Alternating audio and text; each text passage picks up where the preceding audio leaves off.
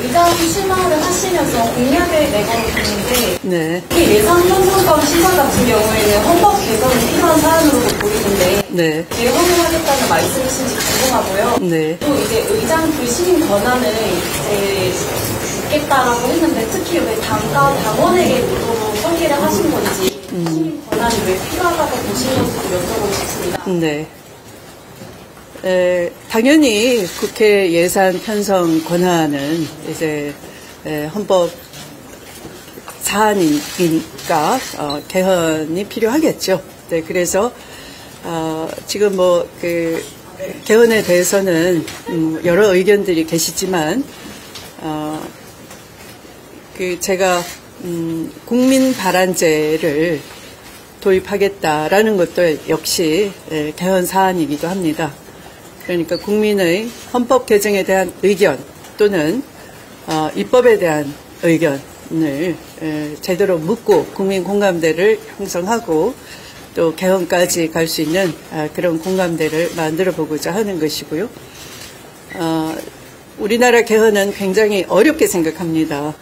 그렇게 된 이유는 우선 선거제 개편 같은 어떤 기본을 먼저 만들고 구축하고 난 뒤에 어떤 정치 개혁이나 또 이 권력 중심 권력에 대한 이 중앙 권력에 대한 그런 개헌 논의도 순서상 진행돼야 됨에도 불구하고 항상 선거에 임박해서 지난번처럼 특히 국회의원 총선거에 임박해서 이 선거구 논의가 벌어지기 때문에 어떻게 보면 그 기초가 제대로 구축되지 않은 상황에서 결론부터 먼저 꺼내는 그런 식이 되다 보니 조금 그 개헌 논의가 겉도는 것이었습니다. 그래서 제가 만약 기회가 주어진다면 미리부터 제대로 우리 민주주의를 완성할 수 있는 선거제 개편 논의부터 시작하고 또 그런 가운데 이 권력 구도에 대해서는 어떤 방법이 이 민주주의를 위해서 발전된 진전된 민주주의를 위해서 더 힘이 될 수 있는가 그런 사회적 고민을 함께 전개해보는 그런 좀 순서상의 제대로 된 순서를 한번 사회적 논의를 통해서 밟고 싶고요. 그런 가운데 좀 손쉬운 개헌 같은 경우는 지금 우리가 권위주의 대통령 시절을 오래 겪다 보니까 사고에 있어서 굉장히 순치되어 있는데요. 지금의 국회 권한은 미약하기 짝이 없습니다. 기왕의 대통령 중심제라면 미국 정도의 의회 권한이 견제와 균형 차원에서 의회 권한이 주어져야 하는 것인데 특히 그 중에 하나가 이제 예산 편성권이 아주 미약하다라고 하는 것이죠. 거의 없다라고 하는 것이죠. 네, 그래서 그런 부분에 대해서 먼저 국민의 공감대를 좀 확보할 수 있지 않나 싶고요. 또 제가 여기서 검찰개혁, 언론개혁 말씀드렸는데 또 그 부분에 대해서도 검찰의 수사 기소권 분리에 대해서는 어느 정도 저는 국민 공감대가 폭넓게 형성이 돼 있다 생각합니다. 지금의 검찰 독재 정권이 바로 그런 수사 기소권은 분리돼야 되는 것이 맞구나 하는 국민 공감대를 확산하는데 기여한 측면도 있습니다. 그런데 헌법 조문에는 여전히 영장 청구권이 독점되어 있는 것이고요. 또 그것으로 지난번 법무부 장관 한동훈 법무부 장관이 마치 수사권 전체가 검찰에 당연히 있는 것이 헌법 논거인 것처럼 헌법적 논거가 있는 것처럼 헌법재판을 전개하기도 한 바가 있는 것이죠. 그러나 헌법재판소는 입법권을 가진 국회가 얼마든지 수사 기소 범위를 정할 수 있다, 한정할 수 있다. 이렇게 지속된 의견을 내고 있는 거고요. 그래서 지금 그러한 우리가 국가를 운영해보고 민주주의 원리에 반한다 하는 것은 헌법도 쉽게 좀 고칠 수 있도록 원포인트 개헌을 상시적으로 논의해서 공감대를 형성하고 그걸 하나씩 풀어나갈 수 있도록 하고요. 아까 말씀드린 그 선거제 개편이나 또는 권력 구조에 대한 개편 같이 어떤 사회적 공감대 형성이 조금 더 힘든 것은 후순위로 빼서 또 계속 사회적 논의를 전개해 나가는 그런 순서가 어떨까 합니다. 두 번째 질문은 뭐였죠? 두 번째가 의장 시민 권한을 왜 당과 네네.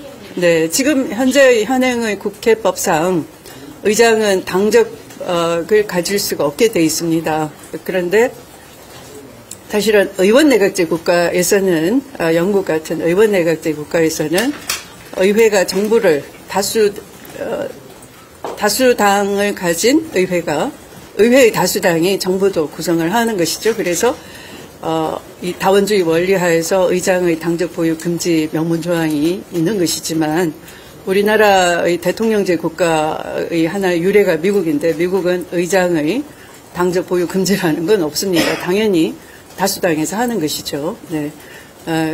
그런데 미국은 우리나라처럼 이렇게 불균형적이지가 않고 국회와 대통령 사이에 정부와 대통령 사이에 견제와 균형이 확고하게 자리 잡혀 있습니다. 우리는 대통령이 거부권도 전적으로 남용을 하고 있어서 아무런 제동 장치가 없고 또 의장이 어떤 여론상의 눈치나 뭐 이런 걸 보면서 독주를 또는 전횡을 하고 있어도 이 배출한 정당으로서는 아무런 제동 장치가 없는 것이죠. 그래서 이제 지금의 그 견제와 균형이 미약한 헌법상의 시스템 아래에서 그나마 다수당에서 의장을 배출하는 이유는 그런 그 견제와 그 균형의 원리 하에서 다수당에서 의장을 배출하는 게 맞다. 이런 정치적 합의가 당연히 전제되어 있는 것인데요. 그런 정치적 합의를 배신하고 의장이 독주를 하는 경우에 막을 아무런 장치가 없어서 지금과 같은 21대 국회와 같은 그런 일이 일어나지 않도록 막을 필요가 있다. 그래서 그것을 국회법보다는 지금 제가 이제 공약으로서 제가 정치적 수용을 하겠다라는 말씀으로 당과 당에다 일임을 하겠다라는 말씀을 드린 겁니다. 네.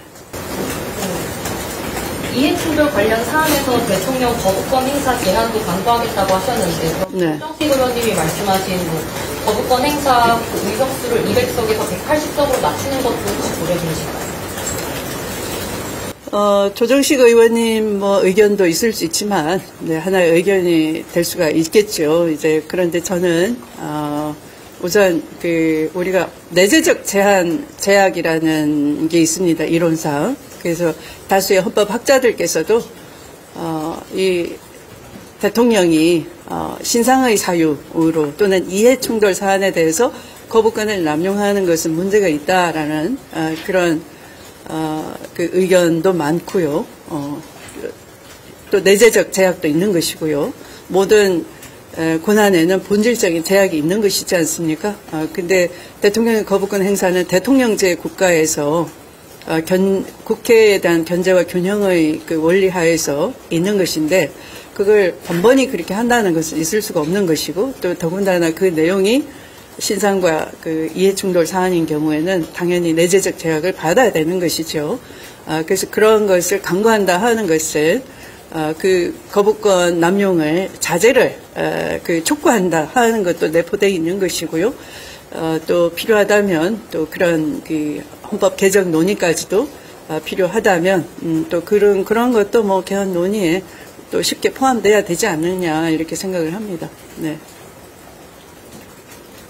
그런 우리가 국가 운영을 해본 지가 민주주의 국가를 운영해본 지가 해방 이후 꽤 오랜 시간이 지났는데 우리가 헌법의 권력 구조 개편 논의는 굉장히 어떤 사회의 갈등, 정치 논쟁으로 쉽지 않은 일을 많이 겪었지만 그러나 국가 운용상 민주주의 원리에 반하는 또 내재적 한계를 일탈하는 그런 것은 쉽게 헌법을 좀 고치자 하는 의견도 많기 때문에 그렇게 말씀을 드리는 것입니다.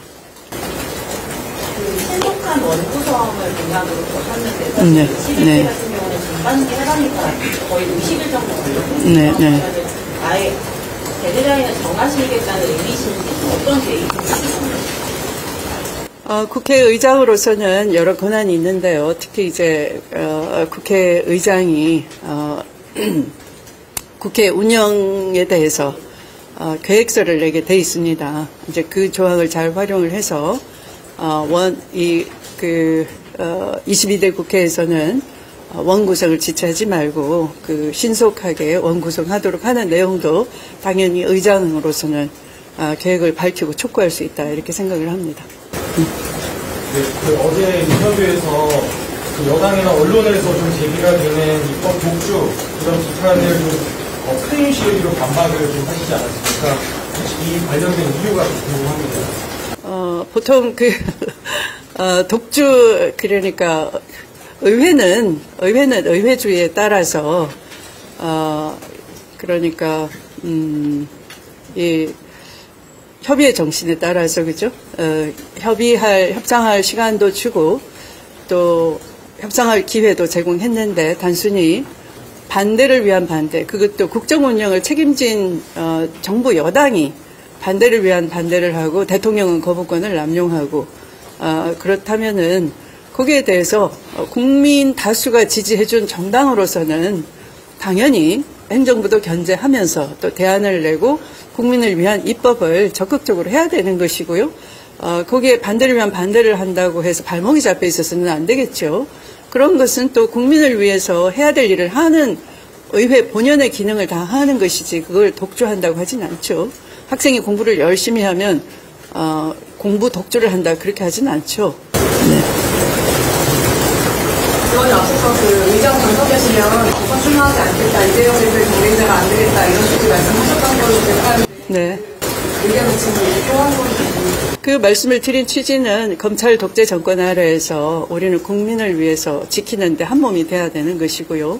누구도 그런 시대적 소명에 일탈해서는 안 되는 것이고 지금의 최대의 개혁은 바로 검찰 독재의 극복이고 정권 교체인 것입니다. 그 말씀을 드린 겁니다.